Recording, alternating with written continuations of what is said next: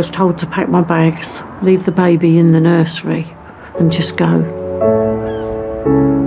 This was my mum's dream, to finally meet her siblings. Every year, thousands of people come to us looking for missing family. I have got a brother out there somewhere. To find Christine would just mean everything. Sometimes it's to discover the truth about what really happened. To find out we were together, it breaks my heart. So imagine the moment. It's Davina. I'm about 10 minutes away. Hello, Nikki. When the answers finally come. Oh my gosh! She's always loved you and always will love you. I ain't got my height. In this series, we discover extraordinary stories. I have felt an awful lot of guilt ever since I made the decision to do what I did. And find people that no one else could trace. They found my sister. You're joking? They're your cousins. Reuniting families who've spent a lifetime apart.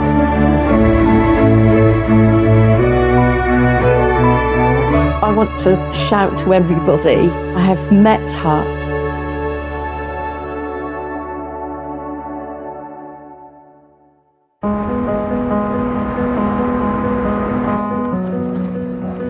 Our first searcher was a young teenager when she had her son, and even though she was still at school, she was certain that she could look after him. And now, more than 50 years later, she still feels the same way. He wasn't taken and then fostered straight away. I looked after him for that 5 weeks. Oh, it was lovely. You just got this little thing in your arms, and he needs you and you need him, and he's yours. And there's no one can take that away from you. He'll always be mine.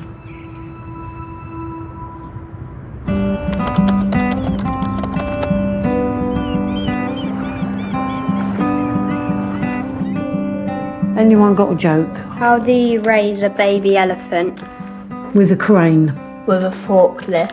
Oh, I was nearly there. 70-year-old Sue Stalley lives in Bedford, around the corner from her grandchildren and her youngest daughter, Stephanie. My family means everything to me, all of my family. We do a lot of things together. Yeah, I love it. I'd be lost without them. What was your first lesson? French. Me and my brothers and sister, we didn't have a lot, but we had love. Mum made sure of that. And I think that matters. That goes a long way. Sue was a young teenager when she met her first boyfriend in the mid-60s.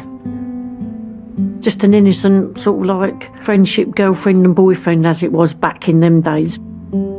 We used to go pictures or just hang around in his house, you know, just doing silly things, I suppose. Sue was still at school when she became pregnant. My boyfriend said, well, let's get married. But his mum said, no, we were far too young. So it didn't happen. My mum was mortified, to say the least. I brought shame on the family, wear a big coat. She bought me this massive, thick coat, and it was in the middle of the summer. And I was walking around with this big coat on, and everyone kept saying, are you cold? And I had to go, yeah, I'm cold. You know, so nobody knew I was pregnant. As Sue was still a teenager, her mother decided what was going to happen. I would go to a mother baby home, the baby would be adopted. I did try, I did say to her, I don't want to get the baby adopted, I want to keep him. And they said, no, you're too young. And I was taken to Bedford Mother and Baby Home. The Mother and Baby Home has since been demolished. New flats have been built on the site. What a change. It's weird. Very odd. Brings back lots of memories. Yeah. In the last few weeks of her pregnancy, Sue made one final attempt to change her mother's mind. I just got up one day and I thought I'm going home. But when I got to the house, I knocked on the door, my mum answered, and she said, "What are you doing here?" I says, "I've come home, I'm keeping the baby." She said, "No." She turned me round, she said, "Go back," and sent me back. I didn't even go in the house.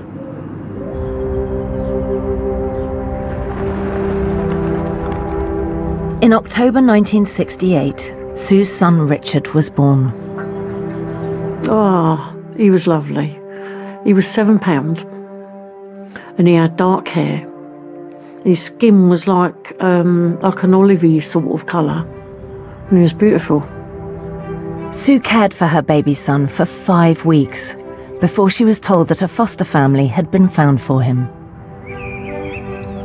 So I was told to pack my bags, leave the baby in the nursery and just go. So I didn't get to say goodbye. I just cried all the way through it. Wasn't what I wanted. But then what I wanted didn't come into it, I don't think. Afterwards I went home, I got myself a job, still was seeing my boyfriend, and then I found out I was pregnant again. My mum hit the roof and I thought, I can't do this again.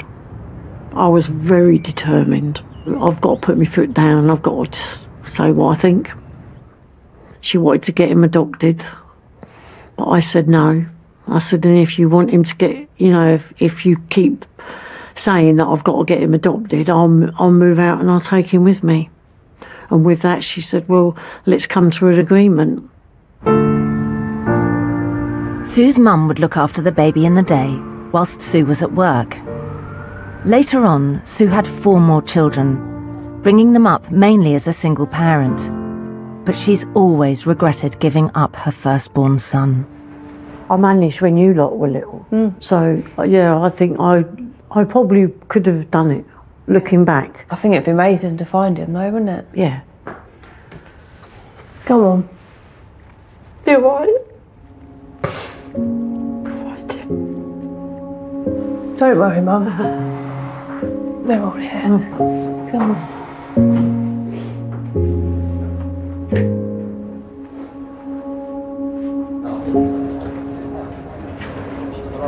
When we took on Sue's case, our first step was to find the new adoptive name of the son she'd called Richard. We discovered he was now called Steve Belgrove. But then the trail ran cold. Our specialist researcher couldn't locate him in this country. But in the Netherlands, they tracked down a Steve Belgrove of the right age.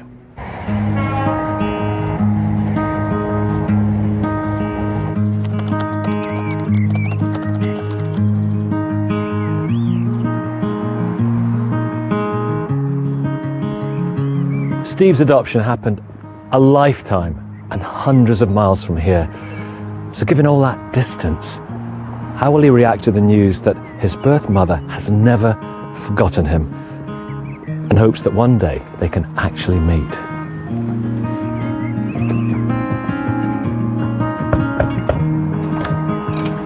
There you are, Steve. Really? Hi, nice to meet you. You too.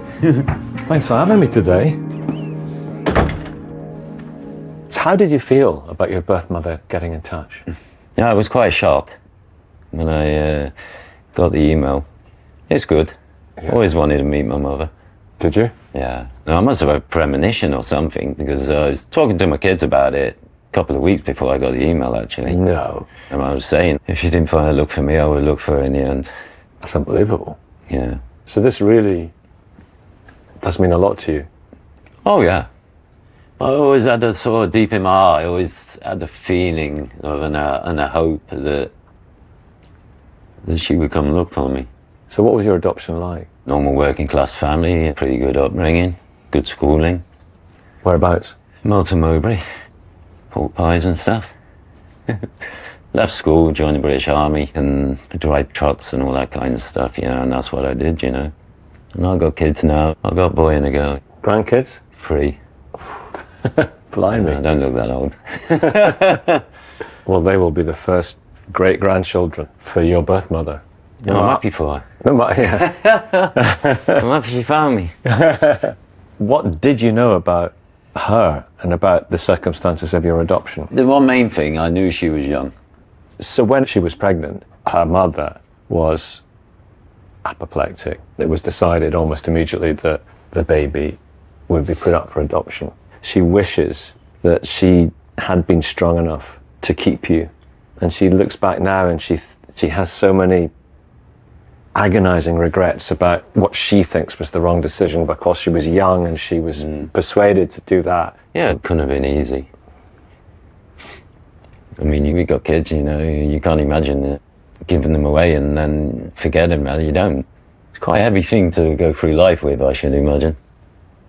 Well, she's thought about you every single day. Yeah, sure. Sort of tugs on the heartstrings a bit, doesn't it? Sue went on to have 5 more children, and many of those years were as a single parent. She found that really tough. I can identify with that. And my ex-wife, she got cancer. And when my son was 12, she died. So I stopped working and brought my son up. And my daughter, I from a different relationship. And she came to live with me as well at 6 years old.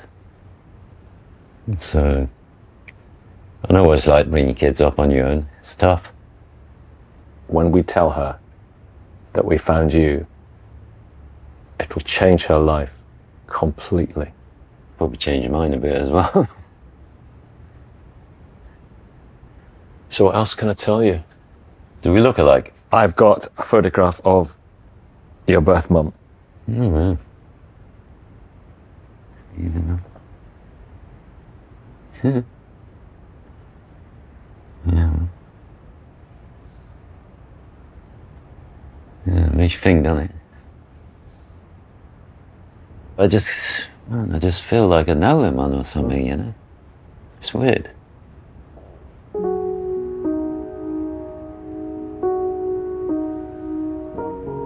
She wrote a letter. Thank you. Whoa. Dear Richard, I hope this letter finds you well. I wanted to reunite with you again for a long time, but I didn't want to upset your life. I close my eyes and I can see and feel you in my arms. You'll always be my son. You were such a beautiful baby, and I am one proud mum. So it's going to happen? Yeah.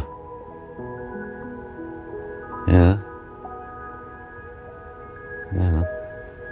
Yeah. Yeah, looking forward to it.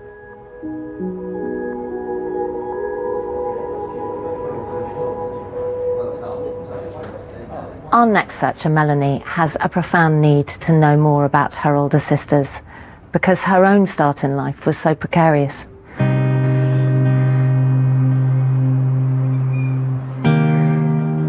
It's amazing to be here, where I was with my mother Maria and remembering the twins born a year before, sisters that I've lost. Maybe they were in a place like this as well. I want to know what happened. Were they okay? Are they okay?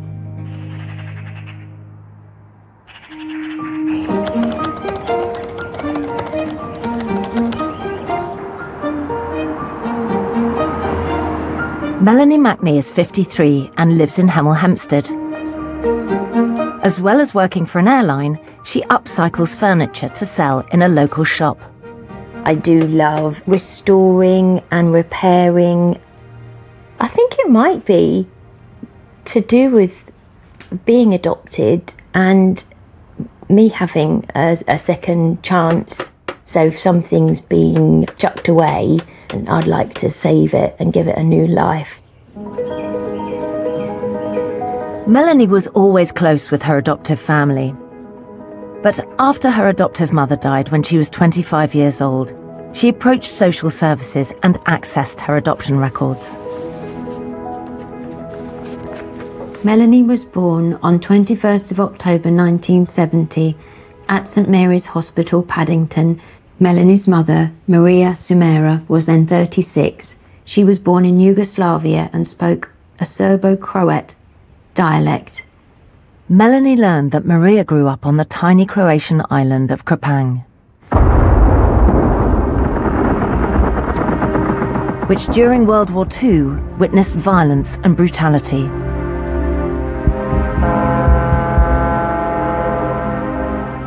After the war ended, many of the island's youth, including Maria, fled the new communist regime, travelling to Italy and then to Australia. Maria later moved again.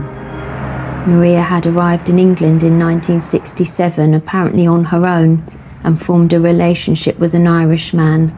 He and Maria had twin girls, Kathleen and Rosemary. It seems the twins were then placed with foster parents and may have later been adopted. She had the twins in October 1969, and she had me in October 1970. Melanie went to Kingsmore House Mother and Baby Home. Maria seemed proud of Melanie and talked and played with her. But Maria became increasingly depressed, and Melanie moved to her adoptive home in November 1971. Sadly, Maria's mental health deteriorated, and she was thought to be suffering from a form of schizophrenia. It's quite obvious that she's struggling. It put me off having children of my own in a way. I did want to have children, but I suppose I felt in me, will I be the kind of mother Maria was? I wonder if they're twins, if they were the same. I want to know what happened to them.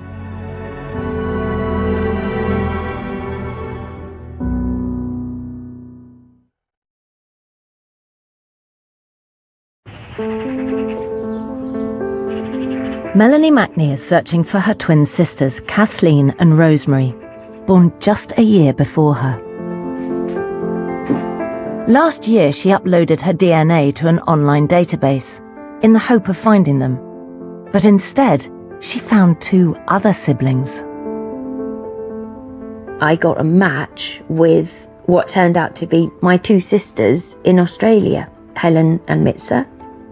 Maria had been married in Australia. Before arriving in London, she left behind a husband and 2 little girls who never saw their mother again. Unbelievable to be in contact. They had some photos of Maria. I'd never seen a photo of her. She looks lovely. Hi! Sister Mitza is based in Brisbane. Can you see me? Hello! Oh. So I've just been looking at the photos of our mother. That was the first time I had seen what she looked like.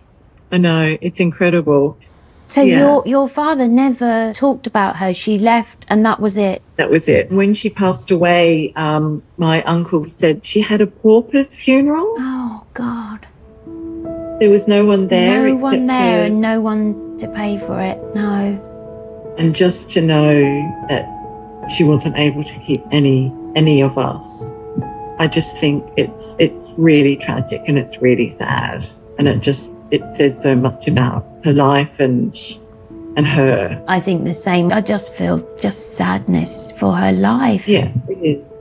And, to think that she had twins. I know, it just feels, isn't it? That really shocked me. Yeah, let's hope that we find the twins. I know, I really, really hope that you find the girls.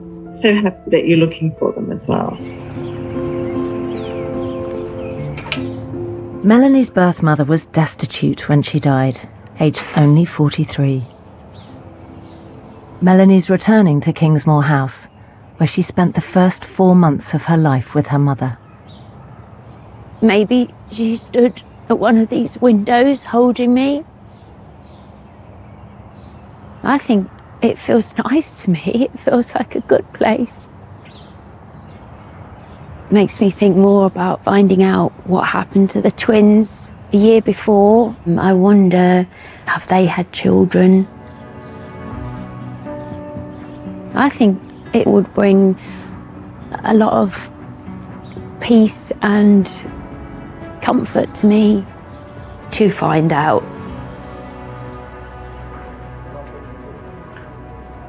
Melanie's adoption paperwork gave names and dates of births for the twins, and using that information, our specialist intermediaries were able to begin a search. They located Rosie, who was delighted that Melanie wanted to trace her. Although she wasn't ready to be filmed. She also had news about Kathleen. Very sadly, she'd been killed in a road accident in 2021, aged just 52. They also discovered that she had a son, Liam, Melanie's nephew.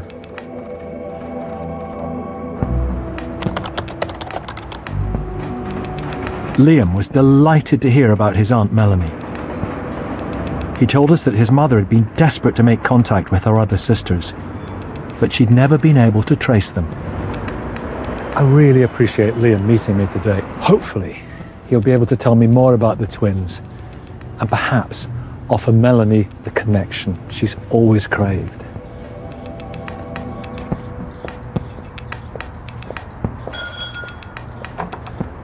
Hey! Hi, Nicky. How you doing? Great, come on in. Thanks. Thanks for having me. Where do I start? I'm so sorry that your mum, Kathleen, isn't here anymore. And that was relatively recently. Yeah, about two years ago. She passed away in an accident. It was quite sudden, unexpected. It was hard to take. But I'm happy that this is happening. This was my mum's dream, to finally meet her siblings, her biological family, and myself, to meet my auntie and mum's lost sibling. It would be really, emotional and exciting. So how did the twins come to be adopted? What was going on in their very early life? I believe that they were, when they were born, or for the period after they were born, they may have been living on the streets in central London, sleeping in doorways and bottle feeding, I believe, on the streets. That must have been tough. And that's when they had to go to hospital and I had to be put into foster care. And that's where my nan came into the story. Adoptive nan, yeah? Yeah, ended up being my mum and auntie's adoptive mum. That is such amazing news. They were kept together. Yeah. They were adopted together. Really, important. That's going to be just wonderful for Melanie. Can I see some photographs of... Yeah, I'd love to show you. Yeah. Oh, thank you. So on the left's my mum, Kathleen, and on the right's Rosemary. They look very different, don't they? And yeah, here's another of my mum. She's got lovely hair. Yeah, she does. So whereabouts did you grow up? I grew up in Royston. I lived with my mum up to the age of 7. She was a good mother. She just struggled with mental health issues, yeah. But I stay in contact with her while I've been in foster care from the age of 7. So you were fostered? The foster parents, or were you adopted? Foster parents. What was that like? Tricky. In the beginning of being separated from mum, it's really hard. All you want to do is live with your mum.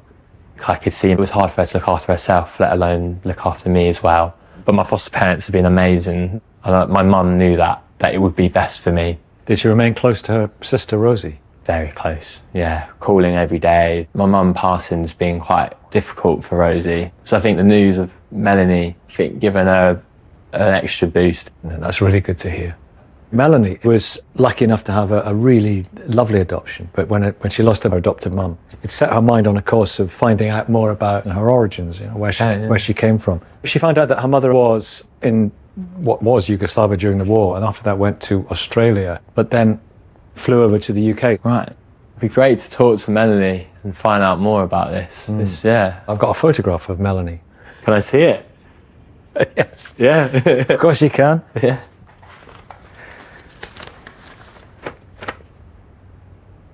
I can see a bit of my mum and Rosie in her, yeah, for sure. Oh wow. Melanie. Oh wow, so this is my auntie. It's really exciting. Yeah, I can definitely see some of my mum and Rosie in her for sure. She's definitely the sister. Oh, it's a really nice photo. It's really nice to see her. That's cool. That's really cool. Your mum would be proud of you, wouldn't she? Yeah. Hope so, yeah. Yeah, I'm glad I'm doing this and always thinking of her while I'm doing this, that it's really what she wanted. And I want to do it myself, but I've got to do it for her too. Yeah.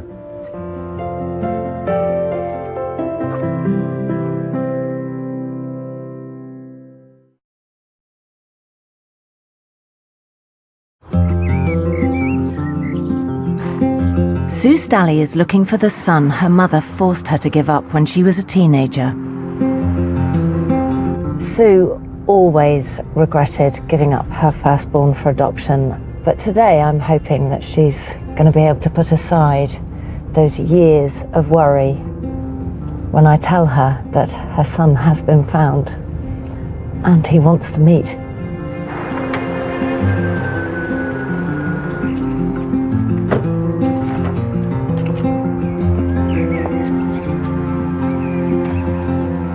Hey, Sue. Hello, Davina. Hi. Come on in. Thanks very much. Thank you. Well, thanks so much for talking to me today. I wanted to start off by asking if you've kind of thought about what it would do for you if he was found. Like, what would it feel like? Oh, if I can meet him and I can ask him, are you all right? Have you had a good life? Is that what's important? That's more important to me than anything. Well, you're going to find out. Am I? Yeah. You found him? Your son's been found. Does he want to see me? Yes. I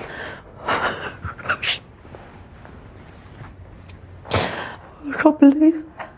Yes. I'm going to come give you a quick hug. Thank you so much.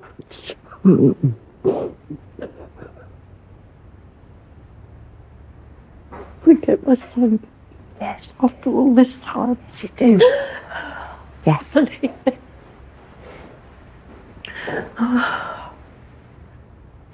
Is he okay? He's okay. Okay. Has he had a good life? After all this time.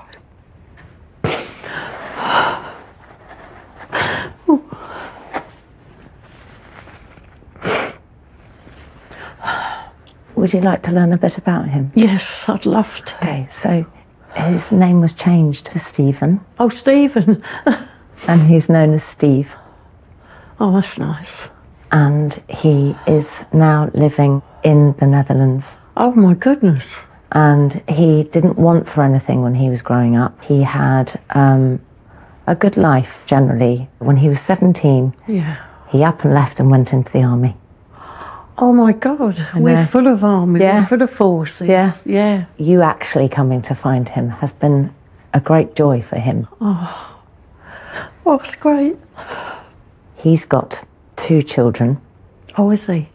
The oldest one, a boy. His mum died when the boy was 12. Oh. So he ended up leaving his job to look after his son, and then he took on his daughter as well as a single parent. Wow. And I've been a single parent most of my life. Now, his daughter, Chelsea's got a little girl. Yeah. Who's 2, called Noreen. Oh. So you're a great grandma. Oh.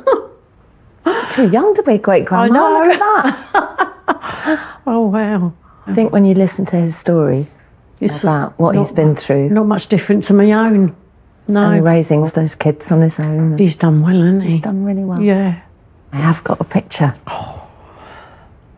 This is Steve. Oh, my God. I think he looks so like you. Oh, he's lovely, isn't he? Look. He looks so kind. Oh, bless him. He's had such a life. Bless his heart. Can't wait to meet him. Feel like my family is all complete yet again. So, you're going to meet on Thursday? Oh, oh God. Oh, I'm going to give him a cuddle. Yeah. I haven't done that for 50 odd years.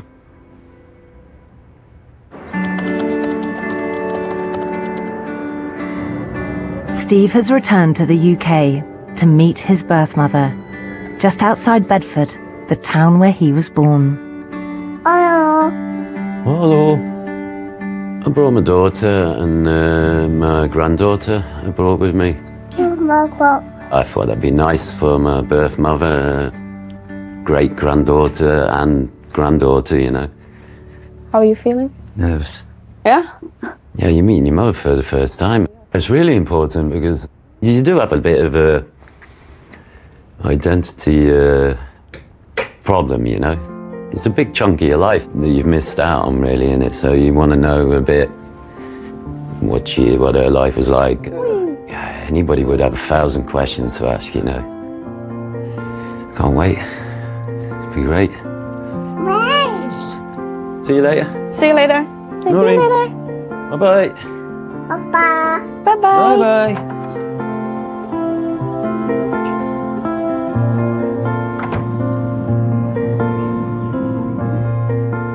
I can't believe this day's arrived at all.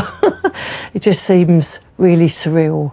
I'm excited and nervous at the same time to meet him. I think it's important that he knows I wanted him all these years. I'd like to tell him that. Taxi's here. How you feeling? Yeah, I'm all right. I just think of him as my baby, my boy. He's coming home.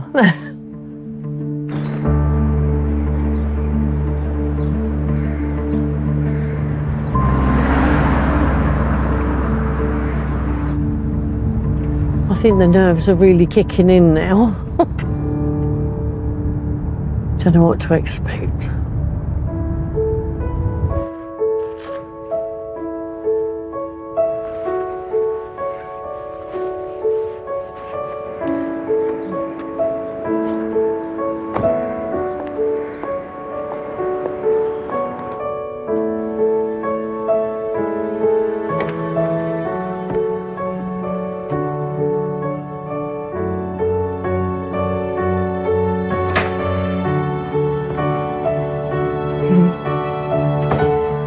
Hello. Good to meet you.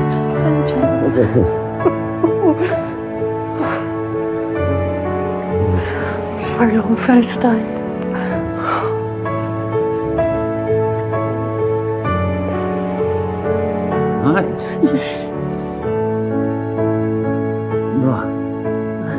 Taking a long while, huh? Yeah. Yeah. 55 years. I've been held you for 55 years. Sad, man. Long time. I've always held a lot of guilt giving you up. I can understand that. Because you were so young, I always knew it was, you must have been difficult for you. Yeah. But we're here now. We're here now. yeah. We can make up for all the time we've lost. Yeah. You look lovely. Yeah, thank you. You too. Oh, you've been in the army then? Yeah.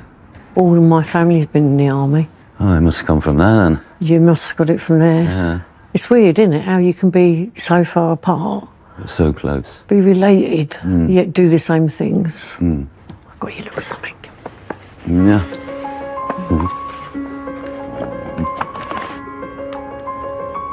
Oh, St. Christopher. Yeah. That's nice. Keep you safe on your journeys. Yeah, thank you very much.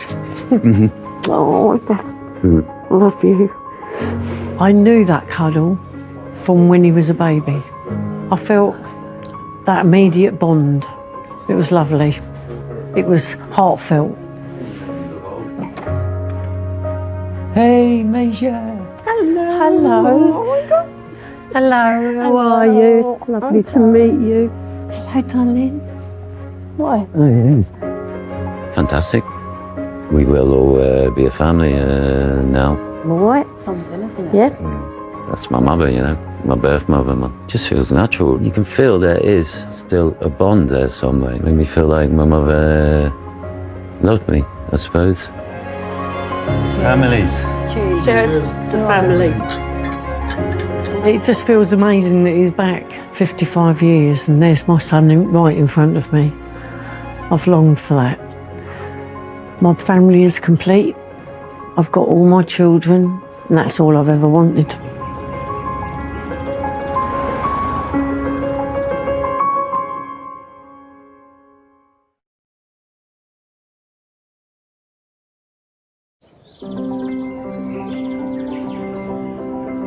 Melanie Mackney wants to know what happened to her twin sisters, Kathleen and Rosemary. She knows that their mother, Maria, whose tragic life took her from war-torn Yugoslavia to Australia and finally to London, died destitute, aged 43.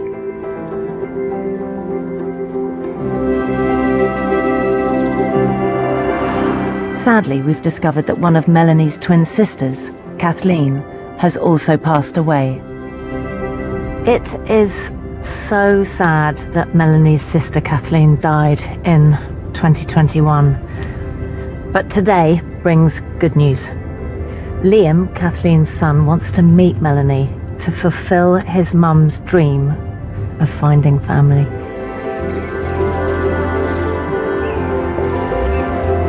Melanie has been informed of Kathleen's death off camera. Hi, Melanie. Hello, Davina. Hi. Come in. Thank you. Thanks so much. Thanks very much for seeing me today. I'm so sorry about the news. How have you been feeling? I was really shocked. I just somehow thought of them together, the twins, the two. How long have you been looking? I've always been looking, but I really didn't know how to do it. I got my records, so I got more of a picture about my mother. How did that make you feel about her? It just looked like a really, really hard life, and I just felt desperately sad for her. I've always wondered about the twins because I didn't know if they had been with her, been in that kind of life, what happened. Have you worried about that? Yeah. Well, in the process of finding out that Kathleen had died, we got in touch with her son. Oh, wow. Oh, my God. Liam is Kathleen's son. Oh, wow. Wow. Oh. It's good. Does Rosemary have children? She doesn't. No. Oh, like me. I'll tell you a bit about Liam in a minute, but it has meant that we've been able to piece together their early life. So your mum and dad were homeless, and in fact Kathleen and Rosemary were also on the street, and they were a few months old, and they got found and taken to hospital and then got fostered by their future adoptive mother, and so they stayed together. Oh, brilliant. Brilliant. And they had a nice family. Oh, wow. Oh. They were like that. So close. Oh. And always looking out for each other and always had each other's backs. Kathleen did go on to have some mental health issues.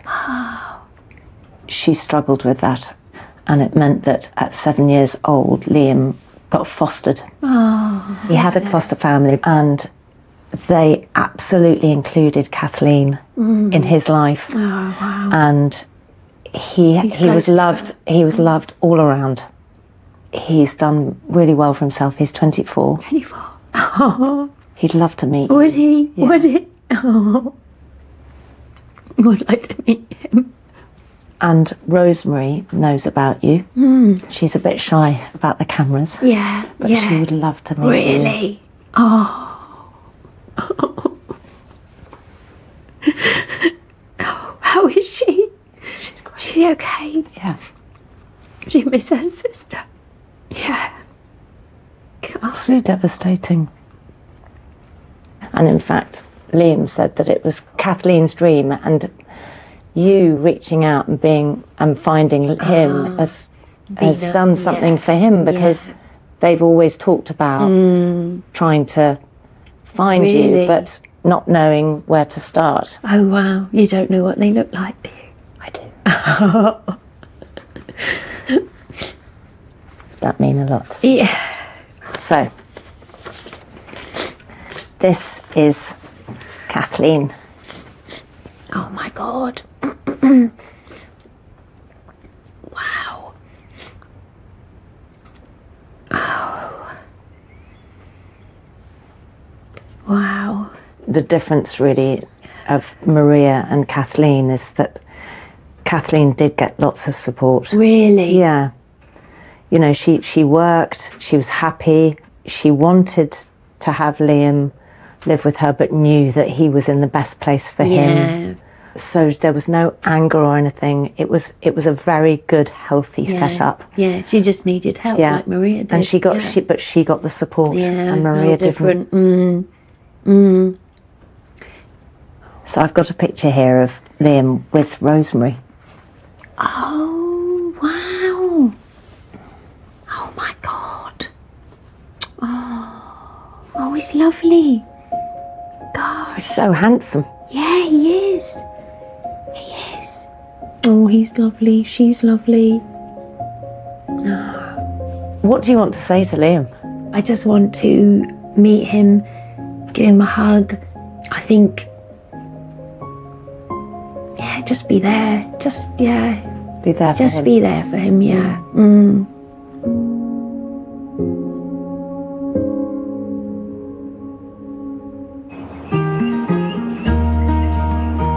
Melanie will meet Liam in a hotel close to her home. It'll be the first time she's ever met a blood relative. So I'm very excited. I couldn't sleep very well, wondering how Mel would be, what she would be like. Liam's girlfriend Stephanie and his foster dad Richard have come along to support him. Similar eyes to your mum, though. Yeah. I can see my mum's eyes in Mel, yeah. So how are you feeling about it today then, Liam? Feeling nervous. Yeah? Feeling excited. I can't really keep a straight face because I'm just smiling. It's alright, yeah.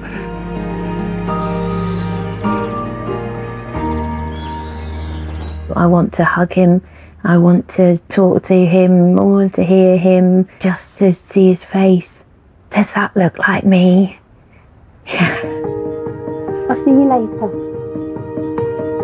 Bye-bye.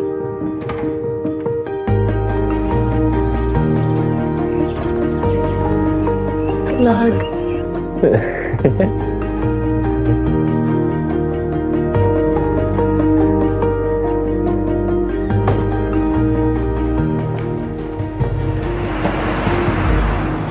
There's so much contained in this. There's so many emotions, feelings, dreams.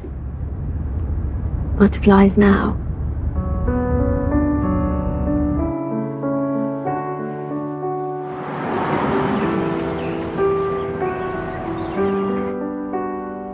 Just ready to do it. Yeah.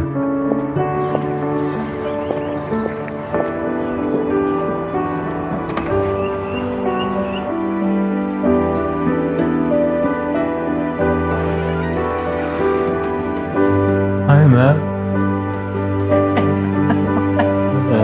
You found us. How are you?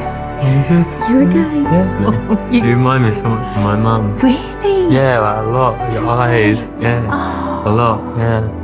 It's okay. Oh my God. You look lovely. You do too. Yeah. Mum, You live in Highgate? in North London I do now, I grew yeah. up in North London. Did you? Yeah. So did Mum and Mosey. Yes. So you know, I'm fostered as well. So I lived with Mum up until about 7, but I always stayed in contact with her even until, what happened. It Yeah, must have been such a shock. it was really unexpected and sad. Sorry. You're right. Yeah. It's been okay because I've got good foster parents and they've been really supportive for me.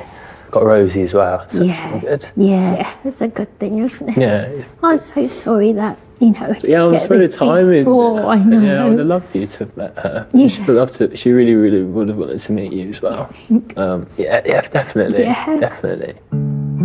He said, I hope that I'm enough, that you met me instead of my mum. And I said, you're more than enough. Do you Still think well. you look the Yugoslavian? Do you think I there's don't know. I don't know. But I think we've definitely got similar facial features, haven't we? Have you ever been? I've been to Croatia, me too. and I really liked Yes, it. me too, yeah. It felt so natural. I see so much of my mum in her mannerisms, how she reacts to good news. And here's Richard, my dad, and Steph, my girlfriend. This is Mel. Lovely, nice to meet you. Nice to meet you. Lovely to meet you. It does feel like belonging somewhere. I've always wanted to belong. And, you know, these are really mine.